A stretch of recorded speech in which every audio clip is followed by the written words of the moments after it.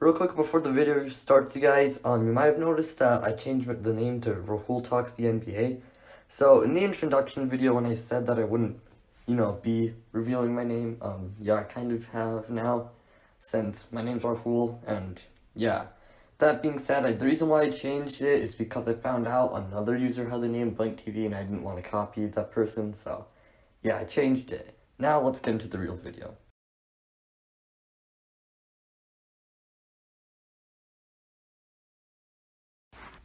The top 10 point guards from the 2019 to 20 season. Everybody's entitled to their own opinion, but this is my personal ranking of the top 10 point guards from this season. If you like the video, make sure you drop a like on the video so it does better in YouTube's algorithm and I can grow my channel. Also, make sure you subscribe since there's going to be more videos like this coming in the future. So with that being said, let's get started with number 10 being Malcolm Brogdon. Malcolm Brogdon did shoot bad from 3 this year and was not having an awesome shooting year. However, he was able to score 16 points per game, and he passed the ball very well, with him dishing out 7 assists per game, and he shot 44% from the field and 31% from 3. Obviously, he did struggle a little bit with injuries, but the reason why I put him here is because of how he's contributed to Indiana. Indiana had their head above water and was going on that really crazy run, really good run at the beginning of the season, mainly because of him and Domantas Sabonis, and the way he contributed to Indiana was very good. With that being said, that's all I really have to say for Malcolm Brogdon. I also really am excited to see what him, Victor Oladipo, and Domantas Sabonis can do. As for number 9, we got D'Angelo Russell. Now, he didn't make an all-star game like he did last year, but that's really because he had a down year. He didn't lead his team to much success, because, that Golden State team, once Stephen Curry got injured, that team was kind of done. They didn't have a ton of depth, so, that team was a lot worse than the Nets team he had last year, but he still managed to score 22 points per game, dish out 7 assists, and he shot 42% from the field, 35% from 3. And that was really his stats from Minnesota. He didn't play a ton of games for Minnesota, but I'm really excited to see what him and Karl-Anthony Towns can do next year in Minnesota, since Karl-Anthony Towns is really going to benefit from a good passer like D'Angelo Russell. And D'Angelo Russell, he's really good in the pick and roll and with pick and pop, so I'm really excited to see what he can do there too. As for number 8, I decided to put Ben Simmons here. The reason why I put him here is because he was inconsistent, and that's really not totally on him. Philadelphia, they don't have a great roster around him. He needs, good perimeter shooters and shot creators around him, and they didn't really have that. So because of that, he had a down year, but he's still a good player despite not having a good perimeter shot.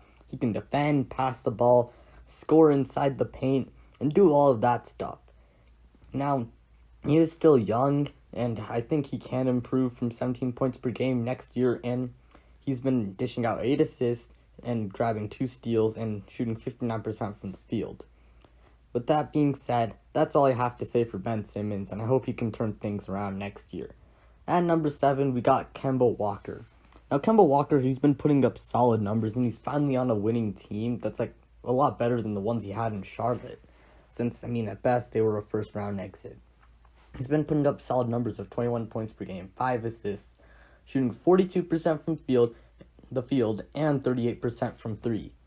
Now, he's really humble, and that's part of the reason why he's such a good leader, and why he's this high, because his leadership impacted Jason Tatum and Jaylen Brown, and he's willing to, take a backseat to the young guys and let, Jaylen Brown and Jason Tatum do their thing. I'm glad to see him on a winning team finally, since he's been one of my favorite players since he became a fan. And that's all I have to say for Kemba Walker. At number 6, we got Kyle Lowry. Now, Kyle Lowry and Kemba Walker, I feel like are really close together as players, but because of Kyle Lowry's defense, I decided to put him up here. I don't think he's a lot better than Kemba Walker, but he's still really good. He was a really good leader for them, and he's been a great reason why for the Raptors being this good this year and being better than they were last year. He's been putting up solid numbers of 20 points per game, 8 assists, 1.3 steals, 42% from the field, and 35% from three. I like what he's done in the locker room to help guys like Norman Powell, OG Anunoby, Terrence Davis, Chris Boucher, and Pascal Siakam. With that being said, that's Kyle Lowry. Now getting into the top 5, we got Chris Paul. Chris Paul is easily my favorite point guard of all time. And he's been really good for the Thunder as a leader, and he's been putting up solid numbers of 18 points per game, 7 assists, 1.6 steals, shooting 49% from the field and 36% from three. He made the All-Star game for the first time since 2016, and his leadership has really impacted Shai Gilgeous-Alexander, and he is really the main reason why for the Oklahoma City Thunder making the playoffs this year as a 5 seed. With that being said, that's what I have to say for Chris Paul, and I'm excited to see what he can do when the NBA resumes in Orlando. At number 4, we got Trae Young. Now, Trae Young has turned into one of the best scorers in the league right now. He's averaging 30 points per game, 9 assists, shooting 44% from the field, and 36% from three. Those stats are obviously ridiculous, but they didn't lead to much winning since, the Hawks suck this year. With John Collins, though, they were a better team, and John Collins' suspension definitely did not help the team at all. And I really, really wish that John Collins did not get suspended. But with that being said, Trae Young is still really good. He's a bad defender, and he can definitely improve on that end since he's still young. And really, with what we've seen so far, he's going to be one of the best young players, assuming nothing happens. Now we got to go into the top 3 with Russell Westbrook being number 3 on the list. He started off the season bad, but he's been really good since then. The small ball system, let's be honest, it's catered towards him, and the way he was playing, averaging 27.5 points per game, 7 assists, and grabbing 1.7 steals, and grabbing 7 boards per game, and 47% from the the field. Sorry about that. He did change his play style a little bit, and I really like to see that. He took less threes because he wasn't as good, and he's been having a very good year. With that being said, that's all I have to say for Russell Westbrook, and now we got our runner-up being Damian Lillard. Damian Lillard has been absolutely amazing, scoring 29 points per game, dishing out 8 assists per game, shooting 46% from the field and 39% from three. Now, the Trailblazers have been disappointing, but I feel like that's due to a lack of defense, and Damian Lillard, he's bad at defense too. But the thing is, he's been the reason why they had their head above water this entire season. Because without him, they would have been kind of bad. I really hope that Damian Lillard can get, better help next year, and that Portland does address those issues that they have defensively. So that's all I have to say for Damian Lillard. And number 1, it's going to be Luka Doncic. Now, Luka Doncic, you could consider him a shooting guard or a small forward too.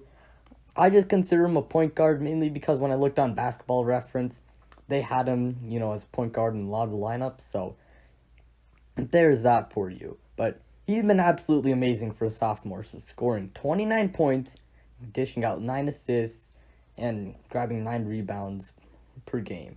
And he's shooting 46% from the field, and doesn't have a good his 3-point shooting, it's only 32%. I feel like it might just be the amount of attempts he's taking, which is 9.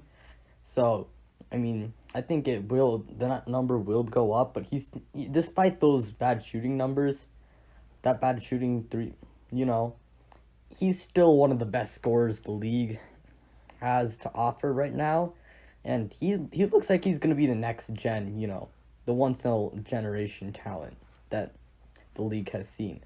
Him and Kristaps Porzingis are going to be a great young duo that the Mavericks are going to have, and I really like what they have, built around him with guys like Dorian Finney-Smith, Tim Hardaway Jr., and Seth Curry. And with that being said, that's going to wrap it up. And before you guys leave, make sure you like the video if you did like this video. Comment any suggestions you have to improve the videos, or, any ideas you'd like to see. And And with that being said, you also make sure you also subscribe so you don't miss any content that I put out later, like future rankings and other videos. With that being said, I'm out.